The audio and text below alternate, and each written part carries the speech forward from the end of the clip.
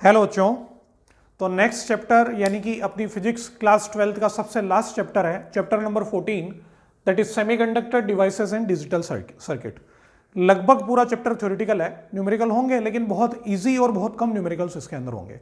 बहुत ही ज़्यादा conceptual chapter है, थोड़ा डीप स्टडी वाला होगा तो ढंग से अपन इसको पढ़ेंगे। ठीक है, सबसे पहले अपन ने कंडक्टर ही पढ़े हैं लगभग। जैसे अपन ने करंट इलेक्ट्रिसिटी पढ़ी, ऐसे मटेरियल जिसमें से करंट फ्लो कर सकती है उसको क्या बोलते हैं अपन? कंडक्टर। जिसमें से फ्लो नहीं कर सकती उसको क्या बोलते हैं? इंसुलेटर। और सेमीकंडक्टर एक तीसरा पार्ट है जिसमें क्या होता है, ज्यादा एफर्ट करने पे थोड़ी बहुत करंट फ्लो हो जाती है, दैट इज कॉल्ड सेमीकंडक्टर। तो कंडक्टर और इंसुलेटर का बिहेवियर अपन ने सेकंड चैप्टर में पढ़ा था, ठीक है ना। अब किसी मटेरियल में करंट फ्लो क्यों हो रही है ये बताओ, ऐसा क्या है उस मटेरियल में कि करंट फ्लो हो रही है? Free electrons.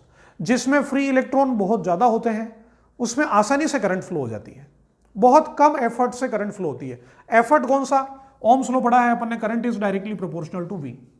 तो जैसे ये एक मटेरियल है, इस मटेरियल को मैंने बैटरी से कनेक्ट किया और बैटरी का वोल्टेज बहुत ज्यादा कम है, लो वोल्टेज है, तो भी हाई करंट फ्लो हो रही है। लो वोल्टेज पे भी हाई करंट, इसका मतलब कम एफर्ट पे भी करंट फ्लो हो रही है। इसका मतलब क्या? इसके अंदर फ्री इलेक्ट्रॉन्स बहुत ज्यादा है, ज्यादा फ्री इलेक्ट्रॉन से करंट आसानी से फ्लो हो रही है। ऐसे मटेरियल को क्या बोला जाता है? कंडक्टर बोला जाता है। ठीक है, फिर ऐसे मटेरियल जिसमें फ्री इलेक्ट्रॉन होते ही नहीं है, जिसमें फ्री इलेक्ट्रॉन नहीं होते हैं, उसमें आप कितना भी वोल्टेज लगा दो करंट फ्लो नहीं होगी, कितना भी एफर्ट कर दो करंट फ्लो नहीं होगी। यहां पर एफर्ट वर्ड से मतलब क्या है? वोल्टेज का। और सेमीकंडक्टर में क्या होगा? फ्री इलेक्ट्रॉन नहीं होंगे या होंगे तो भी न के बराबर, यानी कि कम होते हैं, फ्री इलेक्ट्रॉन्स बहुत कम होते हैं। उसमें क्या होता है? बहुत ज्यादा एफर्ट करने पे, यानी कि वोल्टेज की हाई वैल्यू रखने पे बहुत लो अमाउंट ऑफ करंट उसके अंदर फ्लो होती है। That devices are called semiconductor devices, that material is called semiconductor material. तो मटेरियल को कितने पार्ट में डिवाइड कर सकते हैं? 3 पार्ट्स में, conductor, insulator and semiconductor. Semiconductor material science के लिए या साइंस के इतिहास की सबसे बड़ी खोज हो गई है, सबसे बड़ी चीज हो गई सेमीकंडक्टर डिवाइस। सेमीकंडक्टर कंडक्टर के कंपैरिजन में बहुत ज्यादा बढ़िया माने जाते हैं, कहीं माने जाएंगे कहीं नहीं माने जाएंगे। अभी जो लेटेस्ट टेक्नोलॉजी चल रही है वो सब सेमीकंडक्टर की वजह से पॉसिबल है। मैं आपको 2-4 एग्जांपल दे देता हूं, आपको पता चल जाएगा कि what is the importance of semiconductor devices.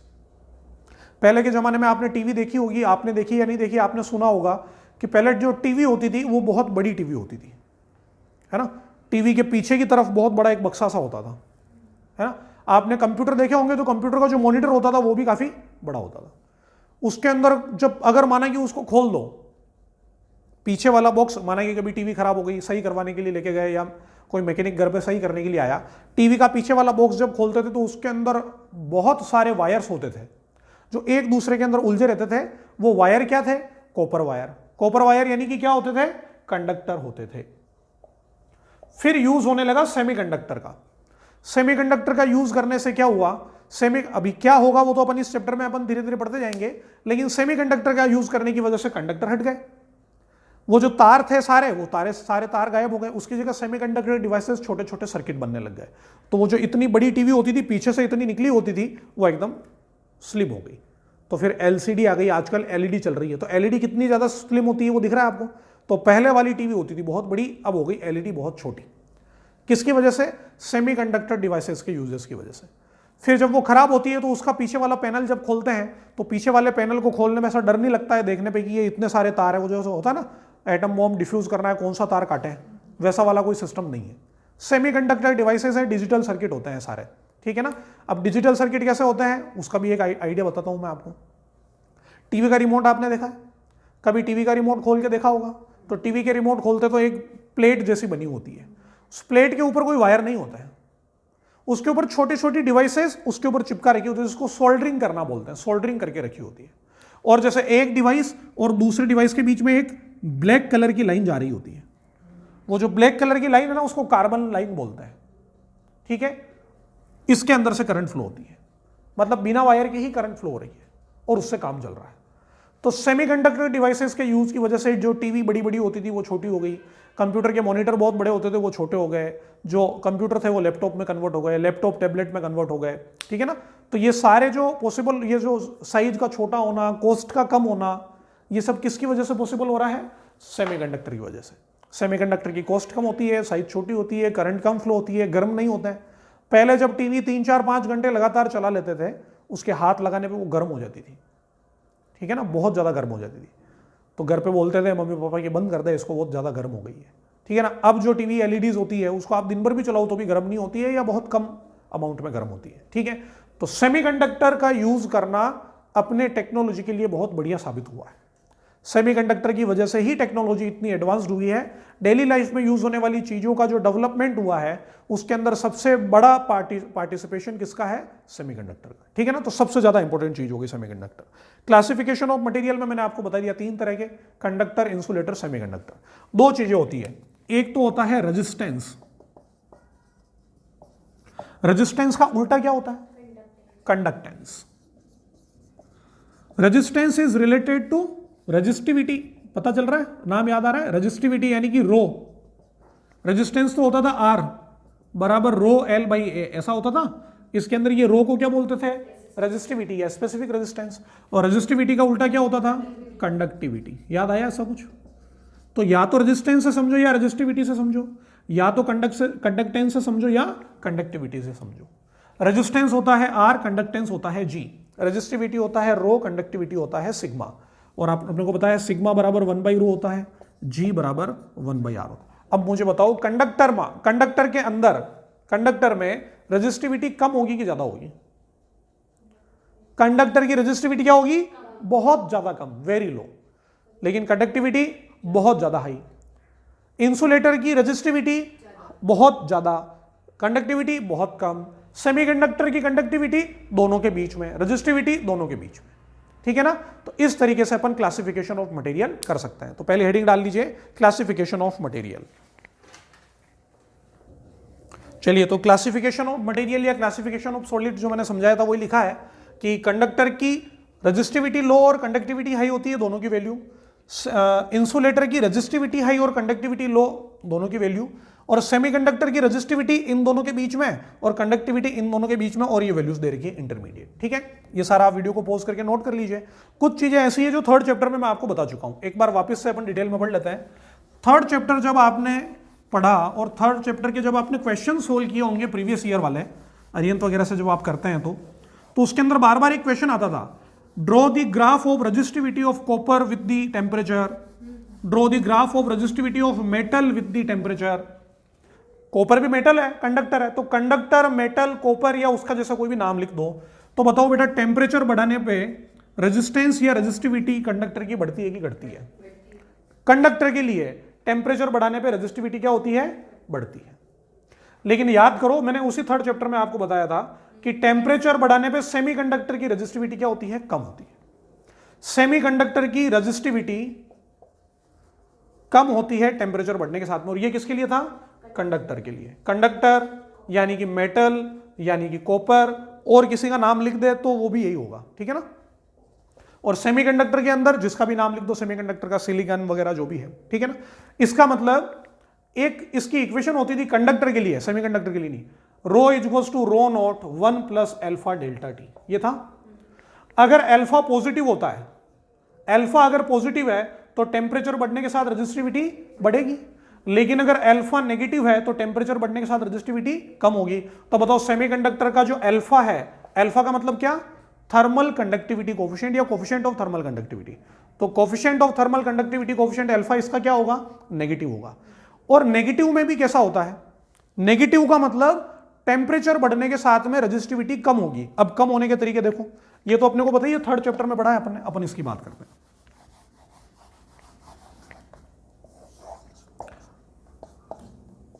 देखो, टेम्परेचर बढ़ रहा है और रेजिस्टिविटी कम हो रही है, ध्यान से देखना ऐसे।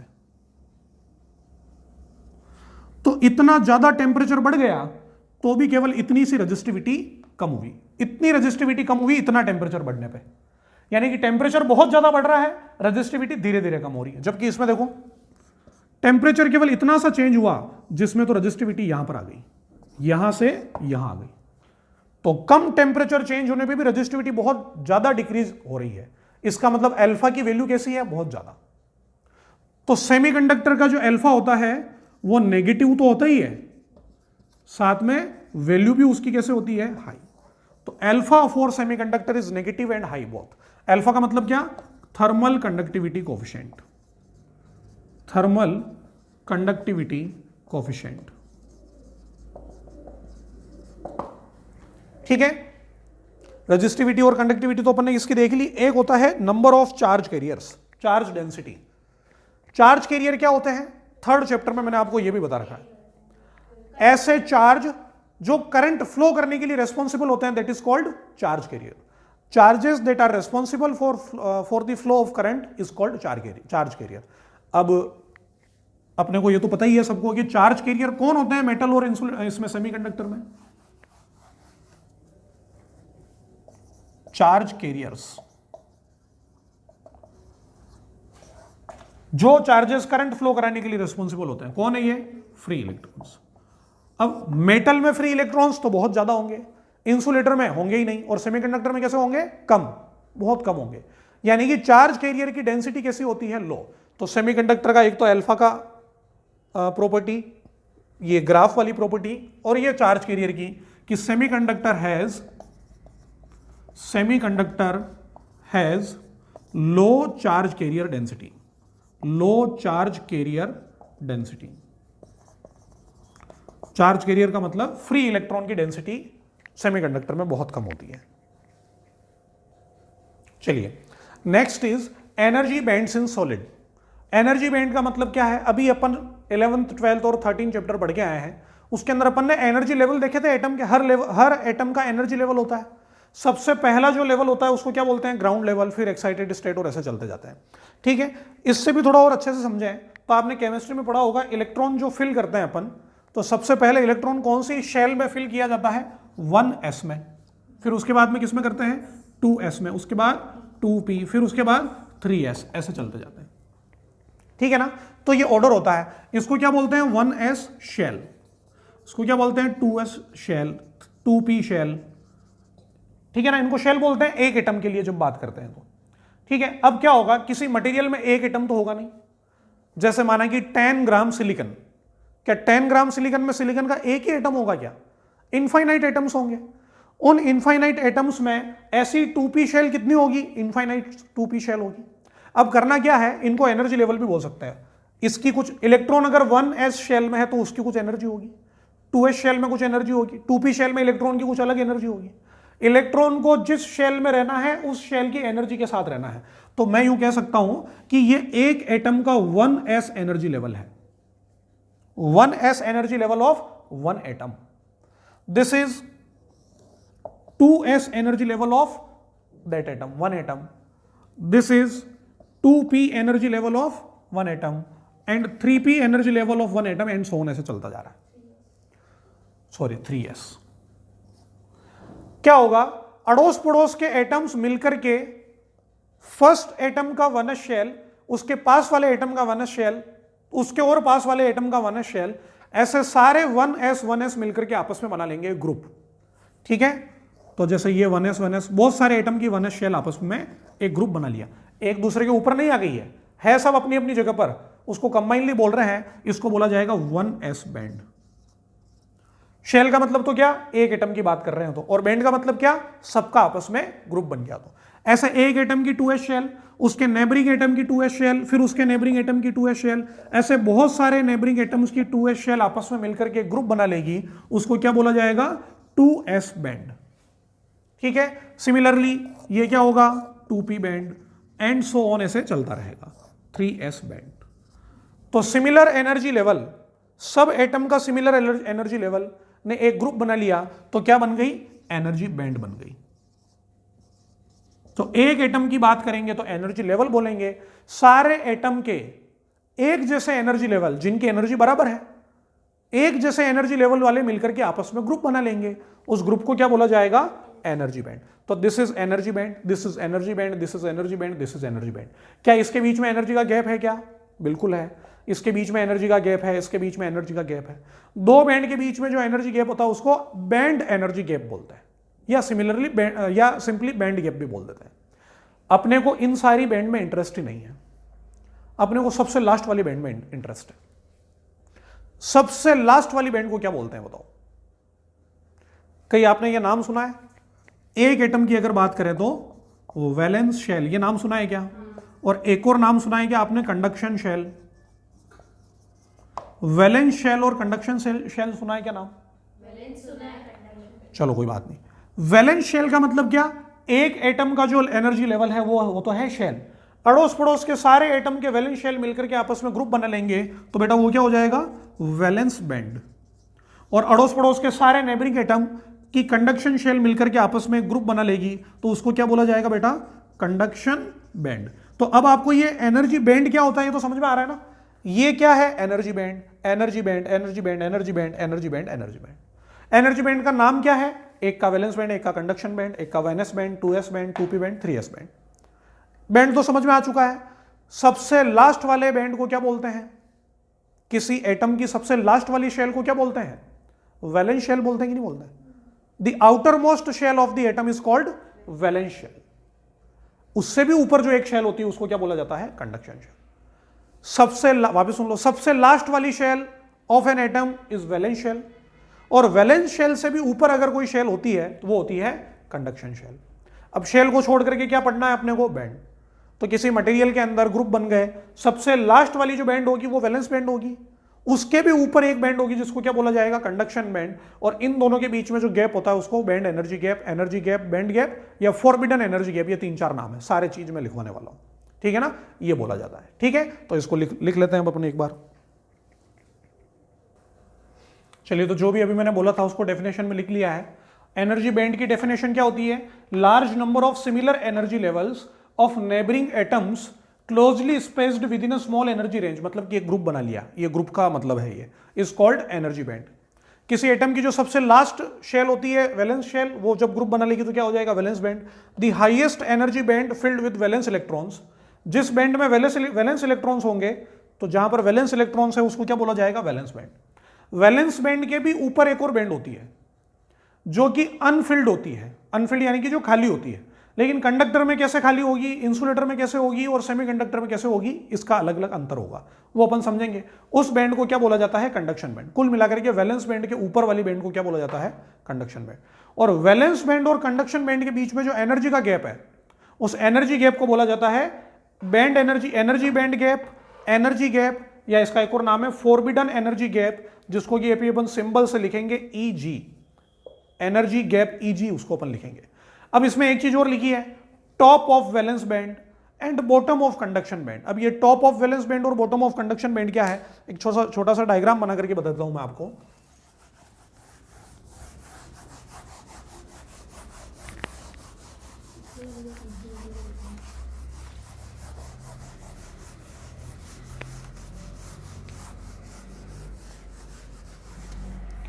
जैसे किसी एटम की 1s बैंड है, 2s, 3s, ऐसा सब चलता जा रहा है। ऐसे करते करते सबसे लास्ट में आ गए अपन यहां पर। This is valence band. Valence band में क्या होंगे? वैलेंस इलेक्ट्रॉन होंगे। क्या हर एटम में वैलेंस इलेक्ट्रॉन्स होते हैं क्या? या ऐसा होता है कि किसी एटम में वैलेंस इलेक्ट्रॉन्स है ही नहीं? वैलेंस इलेक्ट्रॉन्स का मतलब क्या होता है? आउटर मोस्ट शेल के इलेक्ट्रॉन्स वैलेंस इलेक्ट्रॉन्स। तो आउटर मोस्ट शेल तो सब में ही होगी, लास्ट वाले इलेक्ट्रॉन तो सब में ही होंगे। यानी कि वैलेंस बैंड सभी तरह के मटेरियल की, चाहे कंडक्टर हो, चाहे इंसुलेटर हो, चाहे सेमीकंडक्टर हो, कंप्लीटली फिल्ड होगी कि नहीं होगी? बिल्कुल होगी। ऐसा नहीं हो सकता कि वैलेंस बैंड खाली हो। तो वैलेंस बैंड सभी मटेरियल की कंप्लीटली फिल्ड होती है, कंप्लीटली फिल्ड वैलेंस बैंड। इसमें खूब सारे इलेक्ट्रॉन्स हैं। इसके ऊपर, इसके नीचे तो बहुत सारी बैंड है ही है, वो 1s, 2s, 2p, 3s, 3p वो सब चल रहा है। और इसके ऊपर एक और बैंड है, ये गैप ज्यादा बना लेना आप, conduction band. It is empty, ये खाली है। अब ये वैलेंस बैंड केवल एक लाइन से नहीं बनी है, ऐसे गैप से बनी है, ठीक है ना? तो एनर्जी गैप, इसके और इसके बीच का एनर्जी गैप, लेकिन एनर्जी गैप कहां से मेजर करना है? वैलेंस बैंड के टॉप से और कंडक्शन बैंड के बॉटम से जो एनर्जी गैप अपन मेजर करेंगे, this energy gap is called forbidden energy gap, energy band gap या एनर्जी गैप, ठीक है ना? ये एनर्जी गैप की वैल्यू अगर कम है, यानी कि इलेक्ट्रॉन को एनर्जी क्रॉस करने में टाइम नहीं लगेगा, ज्यादा है तो टाइम लगेगा। करंट फ्लो होने का मतलब क्या है? Rate of flow of charge is called current. Conductor में आसानी से फ्लो होती है कि इंसुलेटर में नहीं होती है कि सेमीकंडक्टर में मुश्किल से होती है। कुल मिलाकर के करंट तब फ्लो होगी जब वैलेंस बैंड के इलेक्ट्रॉन निकल करके कहां पहुंचेंगे, कंडक्शन बैंड में। अब इस इलेक्ट्रॉन को अगर यहां पर जाना है, फॉर एग्जांपल यहां की एनर्जी है 2 इलेक्ट्रॉन वोल्ट और यहां की एनर्जी है 2.1 इलेक्ट्रॉन वोल्ट, तो दोनों के बीच का एनर्जी गैप कितना हो गया, 0.1 इलेक्ट्रॉन वोल्ट। यानी कि इलेक्ट्रॉन को यहां से यहां जाने में 0.1 वोल्ट का पोटेंशियल चाहिए या 0.1 इलेक्ट्रॉन वोल्ट की एनर्जी चाहिए। अगर इस एनर्जी को मैं छोटा मानूं तो बहुत आसानी से यह इलेक्ट्रॉन एनर्जी को लेकर के यहां पहुंच जाएगा। तो इलेक्ट्रॉन कहां आ गया, कंडक्शन बैंड में। ऐसा एक थोड़ी आएंगे, ऐसे बहुत सारे आ जाएंगे, बहुत सारे इलेक्ट्रॉन्स कंडक्शन बैंड में आ जाएंगे और कंडक्शन बैंड में फिर वो ऐसे चलेंगे, मोशन करेंगे, rate of flow of charge current होता है तो करंट फ्लो होगी। लेकिन अगर इंसुलेटर की बात करें तो ये 2 है तो ये होगा 7 इलेक्ट्रॉन वोल्ट, तो एनर्जी गैप हो जाएगा 5 इलेक्ट्रॉन वोल्ट का। अब इलेक्ट्रॉन इस एनर्जी गैप को पार नहीं कर पाएगा, इलेक्ट्रॉन इस एनर्जी गैप को पार नहीं कर पाएगा तो क्या होगा, कंडक्शन बैंड में नहीं पहुंचेगा, और कंडक्शन बैंड में नहीं पहुंचेगा तो वो फ्री इलेक्ट्रॉन नहीं कहलाएगा, फ्री इलेक्ट्रॉन नहीं कहलाएगा, करंट फ्लो नहीं होगी। सेमीकंडक्टर में क्या होगा कि एनर्जी गैप माना कि 2 इलेक्ट्रॉन वोल्ट तक का है, तो रूम टेम्परेचर पर तो ये ऊपर नहीं जा रहा है, लेकिन एक्सटर्नल एनर्जी अगर दी मैंने तो एनर्जी लेकर के वो चला जाएगा, तो बहुत एफर्ट पे थोड़ी बहुत करंट फ्लो हो सकती है। तो इस पूरी कहानी से मुझे ये सीखने को मिल रहा है कि फ्री इलेक्ट्रॉन की वजह से करंट फ्लो होती है। और फ्री इलेक्ट्रॉन किनको कहा जाता है, ऐसे इलेक्ट्रॉन जो कहां प्रेजेंट होते हैं, कंडक्शन बैंड में। ऐसे इलेक्ट्रॉन जो कंडक्शन बैंड में प्रेजेंट होते हैं उनको फ्री इलेक्ट्रॉन कहा जाता है। ठीक है, कंडक्शन बैंड में इलेक्ट्रॉन कहां से आते हैं, वैलेंस बैंड से आते हैं। क्यों आते हैं, एनर्जी ले लेते हैं तो आ जाते हैं।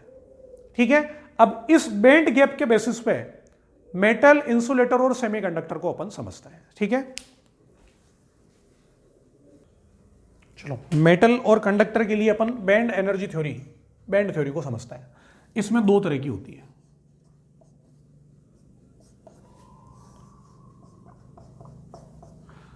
पहली थ्योरी ये बोलती है कि कुछ कंडक्टर में ऐसा होगा कि conduction band, this is conduction band, and valence band के बीच में कुछ एनर्जी गैप होगा। कंडक्शन बैंड और वैलेंस बैंड के बीच में कुछ एनर्जी गैप होगा। किसकी बात कर रहे हैं अपन, कंडक्टर की। वैलेंस बैंड जो होती है वो कंप्लीटली फिल्ड होती है, कंप्लीटली फिल्ड वैलेंस बैंड, और ये एनर्जी गैप इतना कम होता है कंडक्टर के लिए, एनर्जी गैप वेरी लो, बहुत ही कम एनर्जी गैप होता है। इतना कम होता है कि रूम टेम्परेचर पर तो सारे इलेक्ट्रॉन इसको पार कर सकते हैं। तो बहुत सारे इलेक्ट्रॉन इस एनर्जी लेवल को क्रॉस करके कहां पहुंच जाते हैं, कंडक्शन बैंड में पहुंच जाते हैं। लेकिन कंडक्शन बैंड में भी हर जगह का एनर्जी लेवल अलग अलग है। अभी अपन एक डेफिनेशन लिखी थी ना, top of valence band and bottom of conduction band. इसका मतलब यह हुआ कि कंडक्शन बैंड की डाउन लेयर या बॉटम लेयर का एनर्जी अलग है। जैसे जैसे ऊपर जा रहे हैं एनर्जी बढ़ती जा रही है, तो सबसे ऊपर वाली एनर्जी ज्यादा होगी, बाकी नीचे कम होगी। ठीक है ना, तो ये वाला जो एनर्जी गैप है ना, ये वाला, ये तो कम ही, बहुत कम होता है कंडक्टर में, कि रूम टेम्परेचर पर ही ये इलेक्ट्रॉन ऊपर पहुंच जाते हैं, तो ये पार्शियली फिल्ड होती है अपने आप, partially field conduction band, completely filled valence band and partially field conduction band. Conduction band का जो सबसे ऊपर वाला लेवल होता है उसको फर्मी लेवल बोलते हैं। शायद अगर आपने सुना हो केमिस्ट्री में, तो इसको फर्मी लेवल बोलते हैं, और इस लेवल की एनर्जी को फर्मी एनर्जी बोलते हैं। वो अपने मतलब की बात नहीं है, अपने मतलब की बात यह है कि यहां वाले जो इलेक्ट्रॉन्स होते हैं, फर्मी एनर्जी लेवल वाले जो इलेक्ट्रॉन्स होते हैं, इनको फ्री इलेक्ट्रॉन्स बोला जाता है, जो कि इलेक्ट्रिसिटी को कंडक्ट करने के लिए रिस्पॉन्सिबल होता है। अब मुझे बताओ, ये क्या है, कंडक्टर। कंडक्टर के अंदर सारे के सारे इलेक्ट्रॉन कहां पर है, वैलेंस बैंड में। वैलेंस बैंड कैसी है, कंप्लीटली फिल्ड। लेकिन कंडक्शन बैंड कैसी है, partially field at room temperature. क्यों, क्योंकि इन दोनों के बीच का जो बैंड गैप है वो कैसा है, बहुत ज्यादा कम है। इतना कम है कि रूम टेम्परेचर पर बहुत सारे इलेक्ट्रॉन क्रॉस करके कंडक्शन बैंड में पहुंच जाएंगे तो क्या कहलाएंगे, फ्री इलेक्ट्रॉन कहलाएंगे। तो ये कंडक्टिविटी इसकी बहुत ज्यादा होगी, हाई कंडक्टिविटी होगी, लो रेजिस्टिविटी होगी। लेकिन कुछ कंडक्टर ऐसे भी होते हैं, ये सेकेंड टाइप वाले कंडक्टर ऐसे होते हैं जिसके अंदर ये तो हो गई बेटा कंडक्शन बैंड, और ये हो गई वैलेंस बैंड। क्या दिख रहा है इसमें कि वैलेंस बैंड और कंडक्शन बैंड क्या कर रही है, ओवरलैप कर रही है।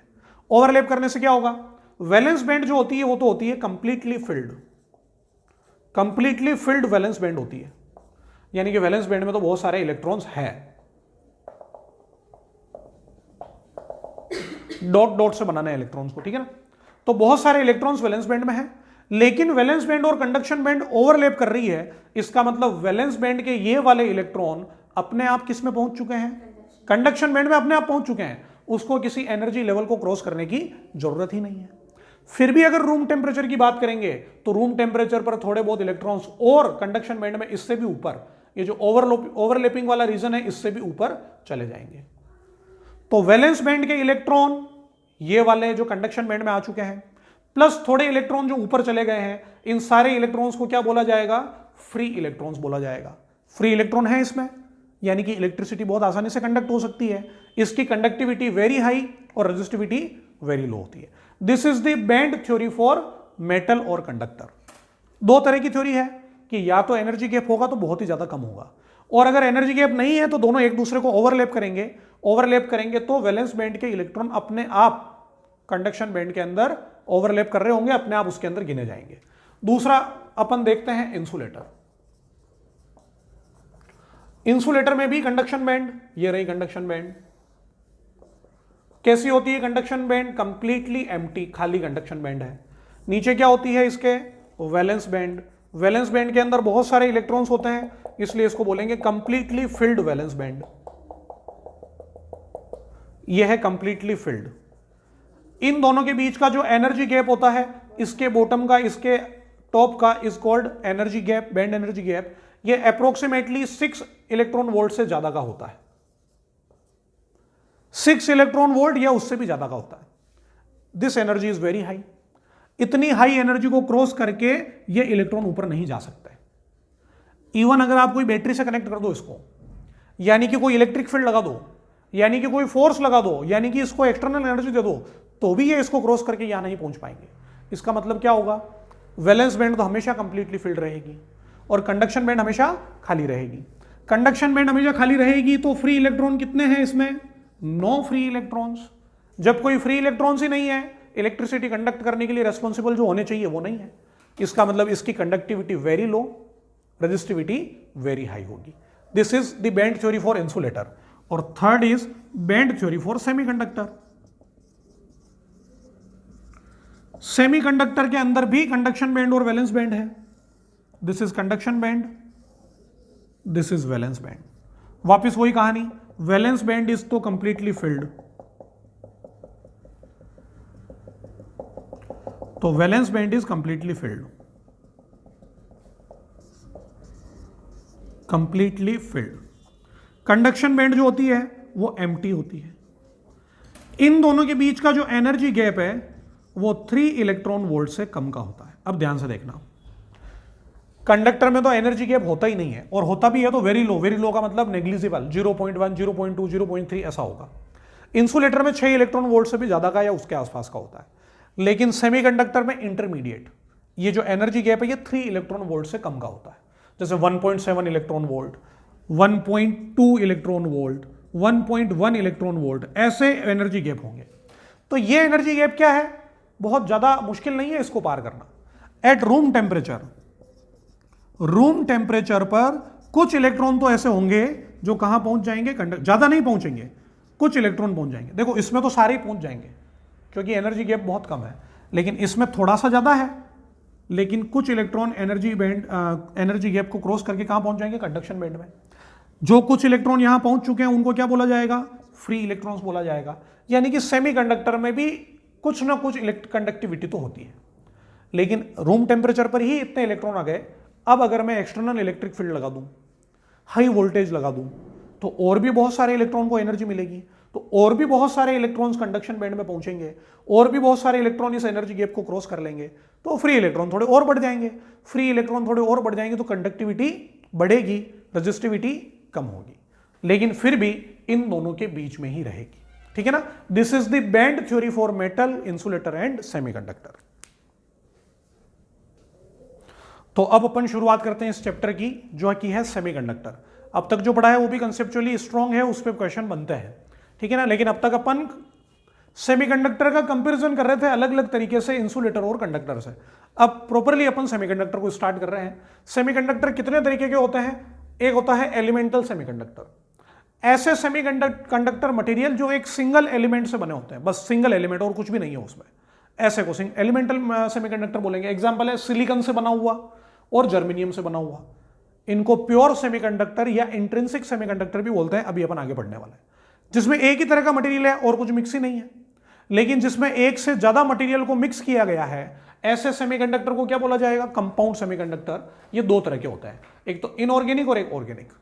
इनऑर्गेनिक और ऑर्गेनिक आप समझते ही हैं, CDS, GA, गैलियम आर्सेनाइड, ये थर्ड चैप्टर में आता था, इसका ग्राफ याद करो, ठीक है ना। ये जो सारे हैं इंडियम फॉस्फाइड है, ये जो सारे सेमीकंडक्टर है ये कैसे हैं? Inorganic semiconductor. और ये पॉलीपाइरोल, पॉलीएनिलीन, पॉलीथायोफिन, ये जो सब है ये सेमीकंडक्टर है, ऑर्गेनिक सेमीकंडक्टर है, ठीक है। अब अपन देखते हैं दो तरह के सेमीकंडक्टर का क्लासिफिकेशन इस चैप्टर के अकॉर्डिंग।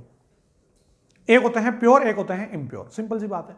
प्योर का मतलब जिसमें केवल और केवल एक मटेरियल है, एक से दूसरा कोई भी मटेरियल इंक्लूडेड नहीं है, उसको बोला जाता है प्योर सेमीकंडक्टर या इंट्रिंसिक सेमीकंडक्टर। और एक ऐसा सेमीकंडक्टर जिसमें कुछ ना कुछ इंप्योरिटी को ऐड किया गया है, सेमीकंडक्टर के अंदर कोई दूसरी चीज ऐड कर दी जो कि सेमीकंडक्टर नहीं है, ठीक है। ऐसे मटेरियल को बोला जाएगा इम्प्योर सेमीकंडक्टर या एक्सट्रिंसिक सेमीकंडक्टर, ठीक है ना। तो अब अपन आगे वही चीज पढ़ रहे हैं। चलिए, तो दो टाइप के सेमीकंडक्टर कौन कौन से? इंट्रिंसिक एंड एक्सट्रिंसिक बता ही दिया था, केवल डेफिनेशन लिखनी है। Pure semiconductor made only from single material are called intrinsic. ऐसे प्योर सेमीकंडक्टर में थोड़ी सी इंप्योरिटी ऐड करने से इंप्योर सेमीकंडक्टर बन जाएगा, उसका नाम क्या होगा? Extrinsic semiconductor. इंप्योरिटी कौन सी ऐड करेंगे, इंप्योरिटी ऐड करने का तरीका क्या है, इंप्योरिटी ऐड करने की प्रोसेस क्या है, ये सब फिक्स है। ऐसा कुछ नहीं है कि हर कोई इंप्योरिटी डाल दी एक्सट्रिंसिक सेमीकंडक्टर हो गया, ऐसा नहीं है। कितनी इंप्योरिटी डालनी, पहली बात तो ये, कौन सी वाली इंप्योरिटी डालनी, मतलब इंप्योरिटी में क्या क्या मिक्स किया जा सकता है, वो बात भी फिक्स है, तरीका भी फिक्स है, कंसंट्रेशन भी फिक्स है, ठीक है ना। तो ये जब अपन इसको डिटेल में पढ़ेंगे तब आएगा। अब अपन इसकी थ्योरी देखते हैं कि इंट्रिंसिक सेमीकंडक्टर किस तरीके से बिहेव करता है। तो इंट्रिंसिक सेमीकंडक्टर में क्या होगा?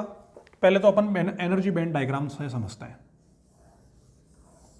This is conduction band, this is valence band. Valence band में बहुत सारे इलेक्ट्रॉन्स हैं। It is completely filled valence band, it is completely empty conduction band. Free electron, valence band वाले इलेक्ट्रॉन फ्री नहीं है। These electrons are bounded electrons, ये बंधे हुए इलेक्ट्रॉन है, कोवेलेंट बॉन्ड में बंधे हैं या कैसे भी बंधे हैं। जब ये वैलेंस बैंड के इलेक्ट्रॉन यहां पहुंच जाएंगे तो फ्री होंगे, और यहां जाने के लिए क्या करना पड़ेगा? एनर्जी देनी पड़ेगी। तो एट रूम टेम्परेचर पर माना कि ये इलेक्ट्रॉन ऊपर चला गया, तो ये इलेक्ट्रॉन चला गया ऊपर, तो यहां क्या हो गया? खाली। इस खाली जगह को बोला जाता है होल। इस खाली जगह को क्या बोलेंगे? होल। तो अब से ये चीज ध्यान रखनी है कि एक जगह से इलेक्ट्रॉन दूसरी जगह पर जाएगा तो अपनी पुरानी वाली जगह पर क्या क्रिएट करके जाएगा? होल क्रिएट करके जाएगा। माना कि ये वाला इलेक्ट्रॉन भी ऊपर चला गया, तो इलेक्ट्रॉन तो ऊपर आ गया, यहां क्या बचा? होल।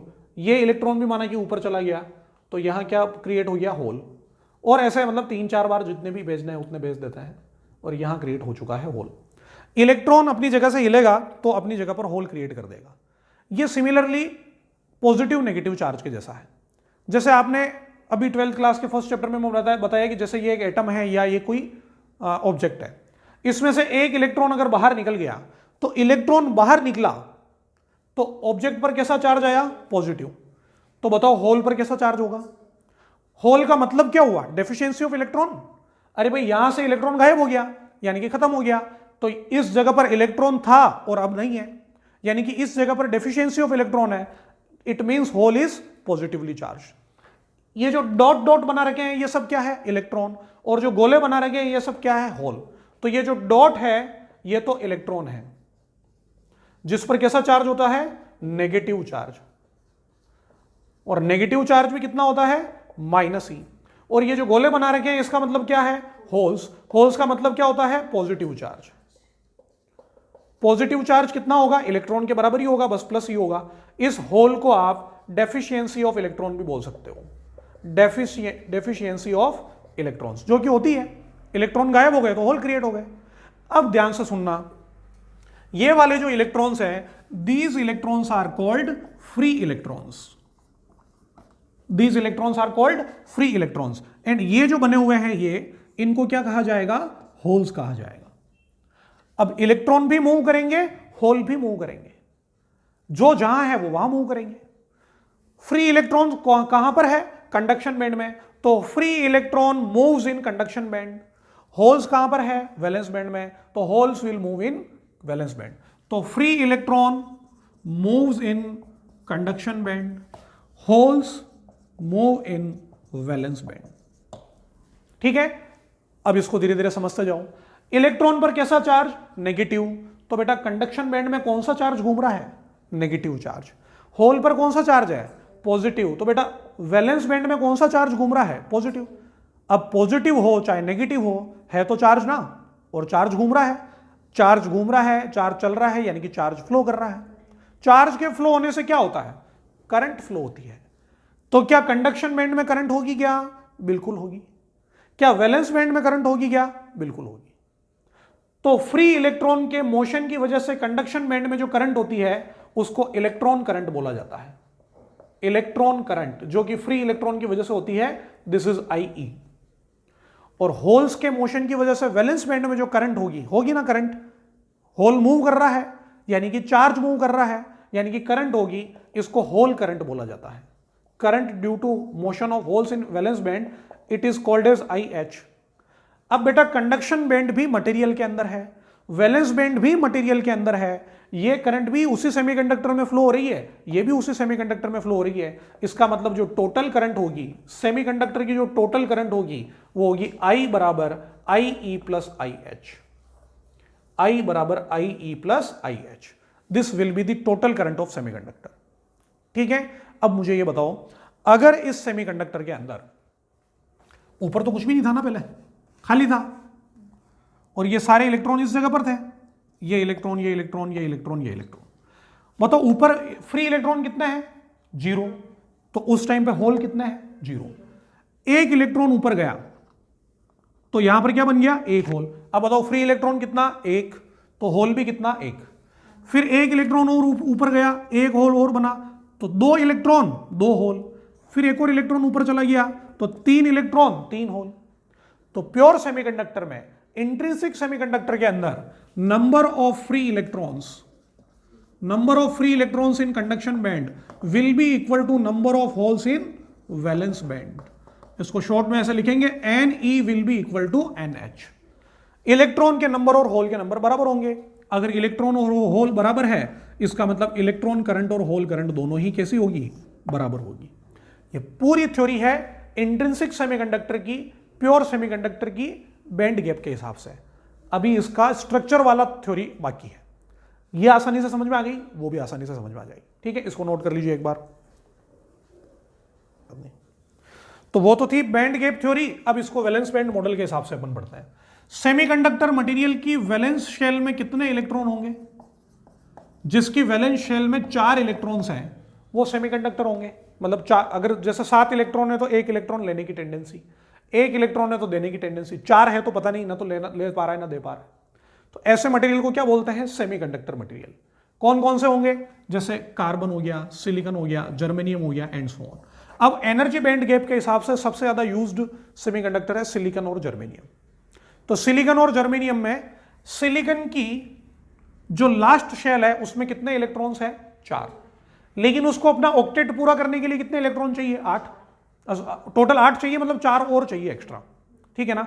तो सिलिकॉन के मटेरियल में जैसे आधा किलो सिलिकॉन है, 10 ग्राम सिलिकॉन है, क्या एक ही एटम होगा? क्या बहुत सारे एटम होंगे। तो इसके जो लास्ट शेल के अंदर 4 इलेक्ट्रॉन है, तो ये तो हो गया एक सिलिकॉन या जर्मेनियम, दोनों में से कुछ भी मान लो। इसके आसपास कौन होंगे?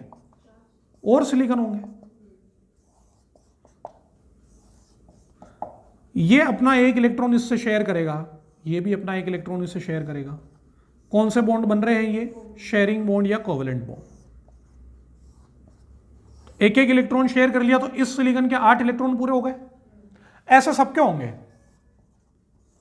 हर सिलिकॉन अपने नेबरिंग सिलिकॉन से एक एक इलेक्ट्रॉन शेयर करके कोवेलेंट बॉन्ड बना रहा है और अपना अपना ऑक्टेट पूरा कर रहा है।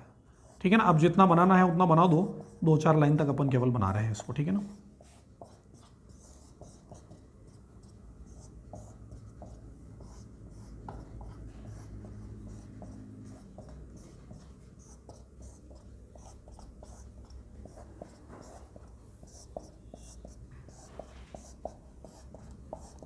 ठीक है। तो हर सिलिकॉन ने अपने नेबरिंग सिलिकॉन से एक एक इलेक्ट्रॉन शेयर कर रखा है और अपना ऑक्टेट पूरा कर रखा है। जो इलेक्ट्रॉन शेयरिंग बॉन्ड के अंदर है, जो इलेक्ट्रॉन कोवेलेंट बॉन्ड के अंदर है, इसको आप मान लो वैलेंस बैंड। ये इलेक्ट्रॉन कहां पर है? वैलेंस बैंड में। ये कहां पर है? Valence band, valence band, valence band, valence band. ये सारे इलेक्ट्रॉन कहां पर है? वैलेंस बैंड में। अगर कोई इलेक्ट्रॉन बॉन्ड को तोड़ करके ये बीच वाली जो खाली जगह है यहां पर आ जाता है, इस खाली जगह को किस चीज से समझ सकते हैं? कंडक्शन बैंड से। ठीक है, जैसे this is valence band which is completely field. क्या सारे इलेक्ट्रॉन कोवेलेंट बॉन्ड में बंधे हुए हैं? क्या कंप्लीटली फिल्ड है। इसके ऊपर जो कंडक्शन बैंड है वो कंप्लीटली एम्प्टी, ये बीच वाली जगह सब खाली है। क्या खाली हो गई। At room temperature, room temperature पर क्या होगा? थोड़ी सी एनर्जी मिलेगी इलेक्ट्रॉन को। तो इलेक्ट्रॉन थोड़ी सी एनर्जी लेके कहां पहुंच जाएंगे? कंडक्शन बैंड में, और अपनी खुद की जगह पर क्या छोड़ देंगे? होल। यहां समझो, at room temperature, room temperature पर कुछ कोवेलेंट बॉन्ड को मिलेगी एनर्जी। क्या कोवेलेंट बॉन्ड टूट सकते हैं? क्या टूट सकते हैं। माना कि रूम टेम्परेचर पर ये वाला कोवेलेंट बॉन्ड टूट गया। टूट गया तो ये इलेक्ट्रॉन कहां आ गया? बाहर आ गया। ये इलेक्ट्रॉन बाहर आ गया तो जहां इलेक्ट्रॉन था वहां क्या क्रिएट हो गया? होल। अब मुझे बताओ, इलेक्ट्रॉन जब बाहर गया तो किस में गया? कंडक्शन बैंड में। तो इस खाली जगह को क्या माना जा सकता है? Conduction band. होल कहां क्रिएट हुआ? वैलेंस बैंड में। तो इसको क्या माना जा सकता है? Valence band. अब समझ में आ रहा है? तो वैलेंस बैंड में तो रह गया होल और इलेक्ट्रॉन आ गया कंडक्शन बैंड में। इस रूम टेम्परेचर पर माना कि 1-2 इलेक्ट्रॉन और कोवेलेंट बॉन्ड से निकल गए। ये इलेक्ट्रॉन कोवेलेंट बॉन्ड से निकला, यहां पर होल क्रिएट हो गया। और माना कि ये भी इलेक्ट्रॉन वैलेंस बैंड से निकल के कंडक्शन बैंड में आ गया, यहां होल क्रिएट हो गया। अब ये इलेक्ट्रॉन 1, 2, 3, 4, 5, 50, 5000 ऐसे बहुत सारे फ्री इलेक्ट्रॉन्स हैं। ये सब फ्री हैं। फ्री है तो घूमेंगे, मूव करेंगे। इनके घूमने की वजह से क्या होगी? करंट होगी, जिसको इलेक्ट्रॉन करंट बोला जाएगा। अब क्या होगा? होल का मतलब क्या होता है? Deficiency of electron. इलेक्ट्रॉन की डेफिशिएंसी को पूरा कौन करेगा? इलेक्ट्रॉन ही करेगा। तो इस पास वाले इलेक्ट्रॉन को पता चलेगा कि यहां पर इलेक्ट्रॉन की कमी है, तो ये इलेक्ट्रॉन इस इलेक्ट्रॉन की कमी को पूरा करने के लिए यहां पहुंच जाएगा। तो यहां तो इलेक्ट्रॉन की कमी हो गई, खत्म। लेकिन यहां क्या क्रिएट हो गया? होल। अब वास्तव में क्या हो रहा है वो सुनना। एक्चुअली इलेक्ट्रॉन मूव करा कि होल मूव करा? एक्चुअली तो इलेक्ट्रॉन गया, लेकिन ऐसे भी तो बोल सकते हो कि होल इधर आ गया। जो होल यहां था वो यहां आ गया, ऐसा लग रहा है क्या? यानी कि होल का मूवमेंट हो रहा है। फिर इस इलेक्ट्रॉन को पता चला कि यहां पर इलेक्ट्रॉन की कमी है, तो ये इलेक्ट्रॉन कमी को पूरा करने के लिए यहां पर जाएगा। तो यहां क्या क्रिएट हो जाएगा? होल। तो इलेक्ट्रॉन तो उधर गया और होल किस तरफ आया? इस तरफ। और ऐसे ये काम चलता जाएगा। माना कि इस इलेक्ट्रॉन को पता चला यहां पर कमी है, तो ये इलेक्ट्रॉन यहां पहुंच जाएगा। यहां पर क्या क्रिएट हो जाएगा? होल क्रिएट हो जाएगा। तो क्या होल का मूवमेंट हो रहा है? क्या ऐसे यहां पर होगा होल का मूवमेंट? होल का मूवमेंट हो रहा है। होल का मूवमेंट कहां पर हो रहा है? वैलेंस बैंड में। जैसे यहां समझो, इस इलेक्ट्रॉन को पता चलेगा ये इसकी कमी को पूरा करेगा, यहां होल बन जाएगा। ये इसकी जगह पर जाएगा, यहां होल बन जाएगा। ये इसकी जगह पर जाएगा, यहां होल बन जाएगा। तो होल का मोशन कहां पर हो रहा है? वैलेंस बैंड में। फ्री इलेक्ट्रॉन का मोशन कहां हो रहा है? कंडक्शन बैंड में। इलेक्ट्रॉन के मोशन की वजह से इलेक्ट्रॉन करंट, होल के मोशन की वजह से hole current. Intrinsic semiconductor, pure semiconductor में number of electron number of hole के बराबर होंगे, इसलिए इलेक्ट्रॉन करंट होल करंट के बराबर होगी। जो टोटल करंट होगी वो कितनी होगी? IE plus IH। Due to motion of free electron, due to motion of free electrons in conduction band, there will be a electron current, there will be a electron current IE, and due to motion of holes in valence band, there will be a whole current, IH। और total current क्या होगी? पहले लिख दिया अपन ने, IE plus IH। क्योंकि conduction band भी material के अंदर है, वैलेंस बैंड भी मटेरियल के अंदर है। ठीक है, अब ये पूरी थ्योरी आपको ध्यान रखनी है, लिखना पड़े तो लिखना भी आना चाहिए कि एट रूम टेम्परेचर कुछ कोवेलेंट बॉन्ड टूटेंगे, इलेक्ट्रॉन रिलीज होंगे, वैलेंस बैंड से कंडक्शन बैंड में जाएंगे, होल क्रिएट करेंगे, इधर होल मूव करेंगे, उधर इलेक्ट्रॉन मूव करेंगे। ठीक है ना, this is the theory of intrinsic semiconductor. Charge carrier का मतलब क्या होता था? जिसकी वजह से करंट फ्लो होती है। यहां पर करंट इलेक्ट्रॉन की वजह से भी फ्लो हो रही है, होल की वजह से भी फ्लो हो रही है। तो जो इलेक्ट्रॉन है वो तो है नेगेटिव चार्ज कैरियर, क्योंकि उन पर नेगेटिव चार्ज है। लेकिन चार्ज कैरियर का काम इलेक्ट्रॉन भी कर रहे हैं और होल भी कर रहे हैं। और जो होल्स हैं वो भी चार्ज कैरियर है, लेकिन कैसे हैं? Positive charge carrier. Positive charge carrier. अब होल को क्या करो आप? पॉजिटिव चार्ज मान लो, पॉजिटिव चार्ज कैरियर। जैसा पॉजिटिव चार्ज बिहेव करता है ना, वैसे होल के साथ बिहेव करना शुरू कर दो। इलेक्ट्रॉन अगर लेफ्ट में जाता है तो बताओ पॉजिटिव चार्ज किधर जाता है? राइट में। मोशन उल्टा होता है, यहां पे हो ही रहा है देखो। इलेक्ट्रॉन अगर यहां जा रहा है तो होल इस तरफ जा रहा है। इलेक्ट्रॉन के मोशन के ऑपोजिट होल का मोशन है। बस इलेक्ट्रॉन को नेगेटिव, होल को पॉजिटिव मान करके पूरी थ्योरी अपन समझ सकते हैं। तो this is all about intrinsic और प्योर सेमीकंडक्टर।